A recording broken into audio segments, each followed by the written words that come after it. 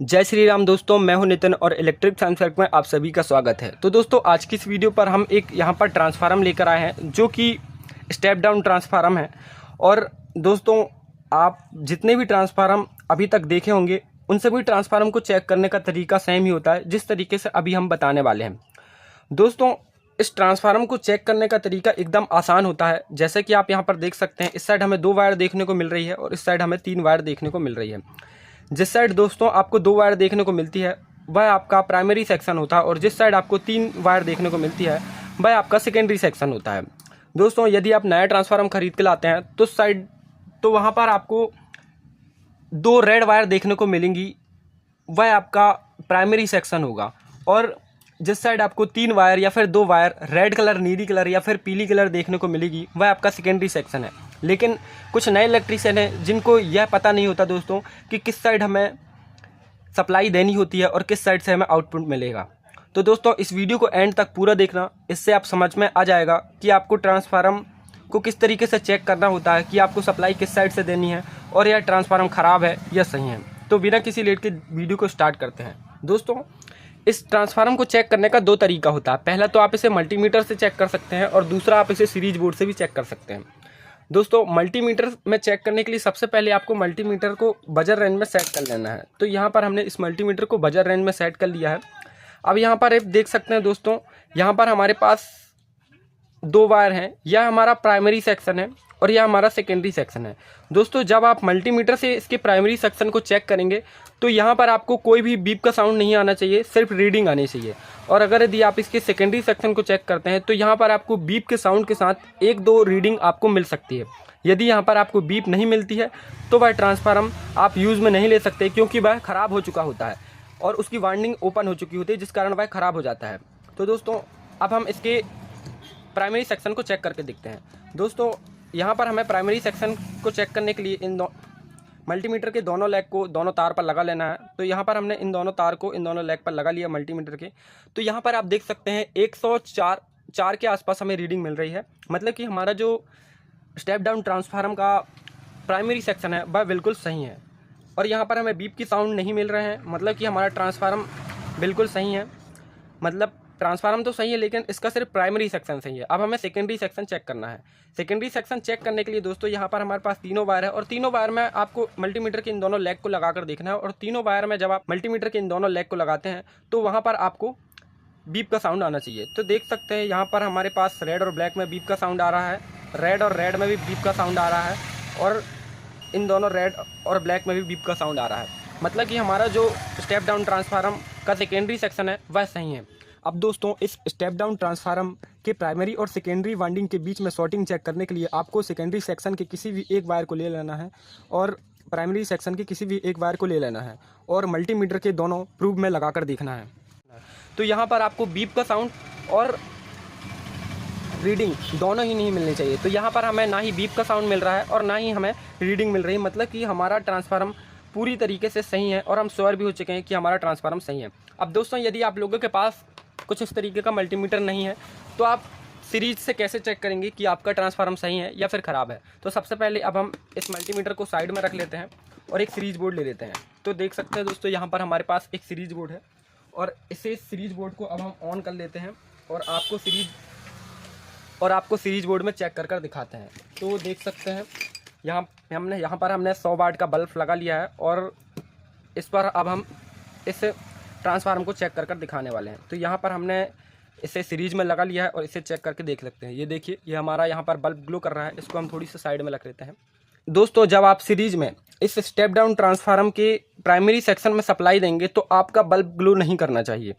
और जब आप सेकेंडरी सेक्शन को सीरीज में चेक करेंगे तो यहाँ पर आपका जो बल्ब है वह ग्लो करना चाहिए। यदि बल्ब ग्लो नहीं करता तो आपकी वायर ओपन हो चुकी है और अगर यदि यहाँ पर आपका बल्ब ग्लो करता है तो फिर आपका जो ट्रांसफार्मर का प्राइमरी सेक्शन है वह अंदर से ओपन हो चुका है। तो सबसे पहले अब हम चेक कर देखते हैं। तो यहाँ पर हम सबसे पहले एक प्लायर ले लेते हैं और इस वायर को यहाँ पर दबा देते हैं।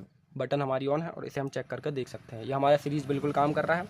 तो यहाँ पर हमने इसे लगाया तो जैसा कि देख सकते हैं यहाँ पर हमारा बल्ब ग्लो नहीं कर रहा है। और यदि हमारा बल्ब ग्लो करता तो दोस्तों हमारा जो इस ट्रांसफार्मर का जो प्राइमरी सेक्शन है इसकी वायर जो है ओपन हो चुकी होती है, शॉर्टिंग दिखाता है यदि हमारा बल्ब जलता है। यहाँ पर दोस्तों हमारा बल्ब नहीं जल रहा है, मतलब कि हमारा ट्रांसफार्मर का प्राइमरी सेक्शन एकदम सही है। और इसकी शॉर्टिंग चेक करने के लिए आपको किसी भी एक वायर में लगाकर पहले आपको इस तरीके से चेक कर लेना है। शॉर्टिंग के लिए यहाँ कहीं लगा लेना है। देखिए यहाँ पर बल्ब ग्लो कर रहा है। अब आपको किसी भी एक वायर में लगा कर देखना है, तो यहाँ पर बल्ब नहीं जल रहा है, मतलब हमारा प्राइमरी सेक्शन बिल्कुल सही है। अब दोस्तों आपको सेकेंडरी सेक्शन चेक करना है। सेकेंडरी सेक्शन चेक करने के लिए आपको इन तीनों वायर में एक के बाद एक लगाकर देखना है और सभी में बल्ब ग्लो करना चाहिए। अगर यदि आपका बल्ब ग्लो नहीं करेगा तो आपका जो सेकेंडरी सेक्शन है उसकी जो वायर है वह कहीं से ब्रेक हो चुकी है। तो देख सकते हैं यहाँ पर हमारा बल्ब ग्लो कर रहा है। रेड और ब्लैक में लगा कर देखते हैं तो इस पर भी हमारा बल्ब ग्लो कर रहा है, और रेड में लगा कर देखते हैं तो इस पर भी हमारा बल्ब ग्लो कर रहा है। तो दोस्तों कुछ इस तरीके से आप इस ट्रांसफार्मर को चेक कर सकते हैं कि आपका ट्रांसफार्मर सही है या फिर ख़राब है। दोस्तों अब हमने यहाँ पर ट्रांसफार्मर को दोनों तरीके से चेक कर दिखा दिया दोस्तों कि ट्रांसफार्मर सही है या फिर ख़राब है। अब दोस्तों यदि आपका ट्रांसफार्मर किसी सर्किट में लगा है तो उसे आप सप्लाई देते हुए कैसे चेक करेंगे। तो दोस्तों जैसा कि हमने बताया कि यह हमारा प्राइमरी सेक्शन है, तो इस पर हमें 220 वोल्ट देनी होती है। तो सबसे पहले अब हम इसे 220 वोल्ट दे देते हैं और मल्टीमीटर और सीरीज से दोनों से चेक कर दिखाते हैं। तो यहाँ पर अब हम इसे सप्लाई दे देते हैं दोस्तों। तो यहाँ पर हमने इन दोनों वायर को ज्वाइंट कर दिया, और इन दोनों वायर को ज्वाइंट करने के बाद इसे हम किसी भी एक लकड़ी के गुटके से दबा देते हैं। तो इस तरीके से हमने इसे चेक कर दिया और इसे अब हम दबा देते हैं। और ये हमारा जो दोस्तों प्लग है, इस प्लग को भी हम इसे डायरेक्ट सप्लाई दे देते हैं। तो यहाँ पर दोस्तों हमने डायरेक्ट सप्लाई दे दी है और इस ट्रांसफार्मर में भी सप्लाई आ चुकी है दोस्तों।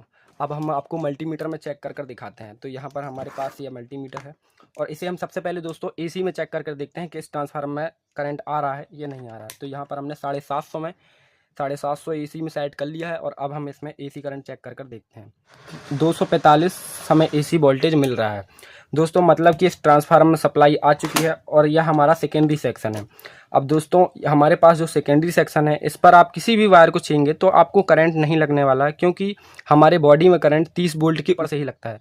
चूँकि इसमें 12 वोल्ट करंट आ रहा है तो मतलब कि हमें करंट नहीं लगने वाला है। तो इसको हम थोड़ा सा दूर कर लेते हैं और अब हम इसके सेकेंडरी सेक्शन को चेक कर देखते हैं। दोस्तों यहाँ पर आपका जो मल्टीमीटर है, हमने सबसे पहले प्राइमरी सेक्शन को चेक किया तो वहाँ पर हमें 200 से ऊपर के रेंज को चेक करना था, तो वहाँ पर हमने 750 पे सेट कर लिया था एसी में। अब हमें 200 में सेट कर लेना है एसी वोल्टेज में, क्योंकि यहाँ पर हमें 200 से कम वोल्टेज चेक करना है, इसीलिए हमने यहाँ पर 200 की रेंज में सेट कर लिया। अब दोस्तों मल्टीमीटर के इन दोनों लेग को हमें स्टेप डाउन ट्रांसफार्मर के सेकेंडरी सेक्शन की इन तीनों वायर में बारी बारी लगाकर देखना है। तो सबसे पहले हम इस ब्लैक वाली वायर के साथ लगा लेते हैं और इस रेड वाले को रेड वाली में लगाते हैं। तो यहाँ पर हमें 13.3 के आसपास रीडिंग मिल रही है, और इस वाले रेड में लगाते हैं तो इस पर भी हमें 13.3 एसी करंट हमें मिल रहा है दोस्तों, मतलब कि यहाँ पर हमें 13.4 वाट 3 वाट हमें मिल रहा है।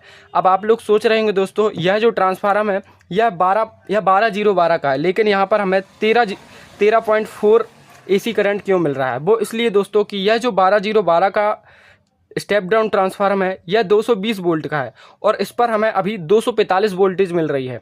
इस कारण जब वहाँ से रीडिंग हमें प्लस होकर मिलती है तो यहाँ पर भी हमें कुछ रीडिंग प्लस होकर मिलती है। यदि 220 एक्चुअल वहाँ रीडिंग आती तो यहाँ पर भी हमें 12 वोल्ट ही मिलता।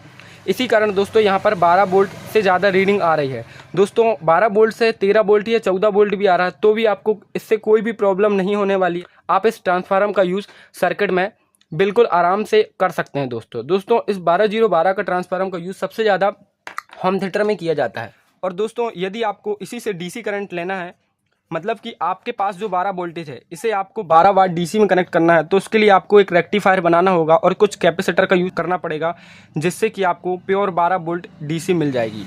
तो दोस्तों कुछ इस तरीके से आपको इस ट्रांसफार्मर को चेक करना है। दोस्तों यदि आप लोगों को वीडियो अच्छी लगी होगी तो वीडियो को लाइक शेयर और चैनल को सब्सक्राइब करके जरूर जाना। वीडियो देखने के लिए थैंक यू, धन्यवाद, जय श्री राम।